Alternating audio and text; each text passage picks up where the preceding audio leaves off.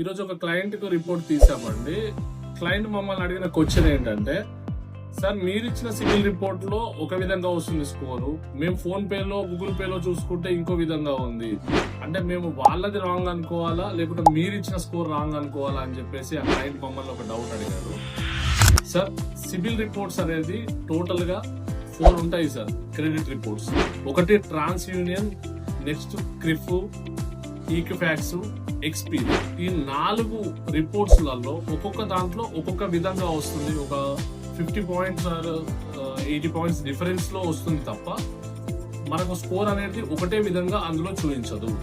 కొన్ని బ్యాంక్స్ ట్రాన్స్ యూనియన్ ని చూస్తాయి, కొన్ని బ్యాంక్స్ క్రిఫ్ ని చూస్తాయి. అలాగే మీరు ఫోన్ పేలలో గూగుల్ పేలలో చూసుకున్నప్పుడు గూగుల్ పే వచ్చేసి ట్రాన్స్ యూనియన్ సిబిల్ రిపోర్ట్ ను చూపిస్తుంది, అదే ఫోన్ పే వచ్చేసి ఎక్స్పీరియన్స్ ని చూపెడుతుంది. కాబట్టి అన్నిట్లలో స్కోర్ అనేది ఒకటే విధంగా ఉండదు.